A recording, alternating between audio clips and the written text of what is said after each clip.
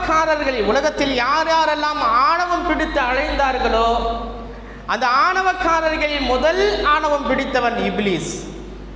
சொர்க்கத்தில் இருந்தபோது அல்லாஹை வணங்கி கொண்டு அல்லாஹிட்ட கட்டளை நிறைவேற்றி கொண்டு இருந்தான். அல்லாஹ் ஆதத்தை படைத்தான். ஆதத்தை படைத்ததற்கு பிறகு ஒரு கட்டளை இட்டான் மலக்குமார்களுக்கு, நீங்கள் அனைவரும் ஆதத்திற்கு சஜிதா செய்யுங்கள் என்று. இப்லீஸுக்கும் அந்த கட்டளை தான், நீயும் சஜிதா செய். எல்லாரும் சஜிதா செய்தார்கள்.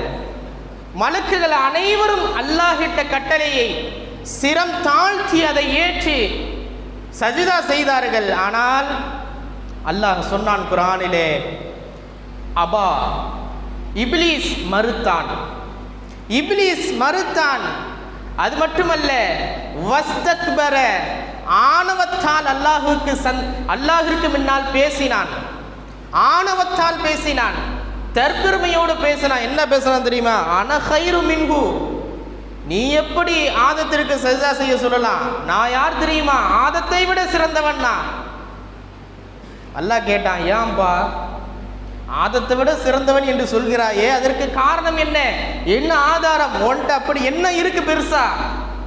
இப்லீஸ் சொன்னானா, ஹலகனி மின் நார் வ ஹலக்தஹு மின் தீன், என்ன நெருப்பால படைச்சிருக்கிற, அவரை களிமண்ணால படைச்சிருக்கிற.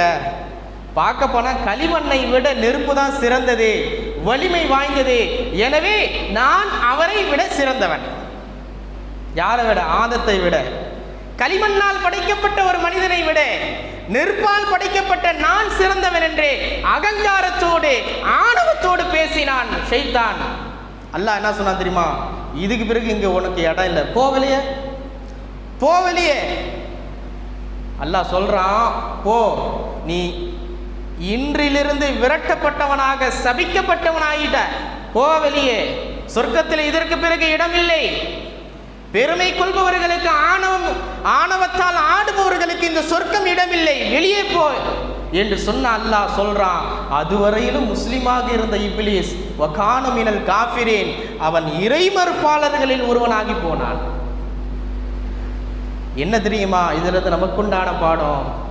தற்பெருமை வந்துவிட்டால், ஆணவம் ஒரு மனிதனிடத்தில் வந்துவிட்டால் இறை மறுப்பில் கொண்டு போய் விட்டுரும். நான் என்ற ஒரு அகந்தை ஒரு மனிதனிடத்தில் வந்துவிட்டது என்று சொன்னால் அவனை எங்க கொண்டு போய் விட்டுரும்? இறை மறுப்பில் கொண்டு போய் விட்டுரும். அல்லாஹ்விட்ட கட்டளை நிறைவேற்றுவதற்கு துணிவு வராதே. பார்த்துக்கலாம், தொழுகை தானே பார்த்துக்கலாம், ஃபஜ்ர் தொழுகை தானே பார்த்துக்கலாம், நோம்பை தானே பார்த்துக்கலாம்.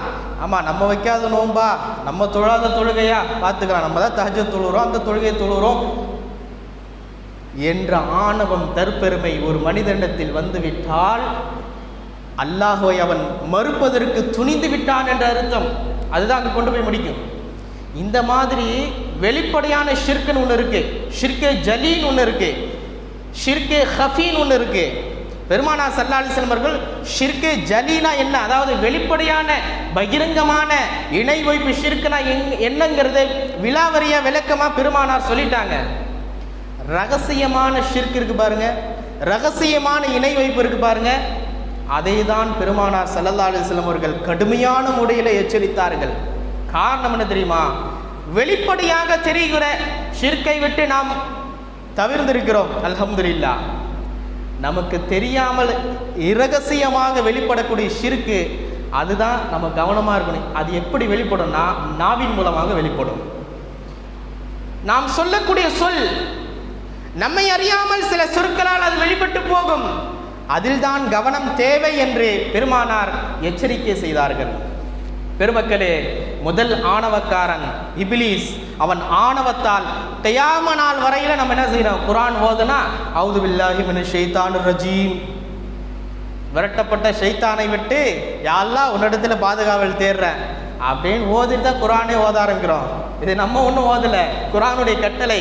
ஃபைதா குரியல் குர்ஆன் ஃபஸ்தஈது பில்லாஹி மினஷ் ஷைத்தான். நீங்க குர்ஆனை ஓத ஆரம்பிச்சா ஷைத்தானை விட்டு முதல்ல பாதுகாப்பு தேடிட்டு நீங்க குர்ஆனை ஓதுங்கன்ட்டு அல்லாஹ் சொல்றான் குர்ஆன்ல. ஏன் இது போன்ற ஆணவத்தால் அவன் ஆடிய காரணத்தினால் எந்த ஒரு காரியம் நம்ம செய்வது கூட அவுது பில்லாஹி மினஷ் ஷைத்தானிர் ரஜீம், அவுது பில்லாஹி மினஷ் ஷைத்தானிர் ரஜீம். இதா ஒரு பயமா, திடுக்கமா? அவுது பில்லாஹி மினஷ் ஷைத்தானிர் ரஜீம். பெருமக்களே, அல்லாஹ் எப்படி அவனுடைய நிலையை மாற்றிவிட்டான் என்பதை நாம் கவனிக்க வேண்டும். ஏன் அவனுடைய நிலை இவ்வளவு மோசமானதாக மாறியது? அவனிடத்தில் இருந்த ஆணவம். எனவே ஒரு மனிதனிடத்தில் ஆணவம் என்பது இருக்கக்கூடாத பண்புகளில் ஒன்று.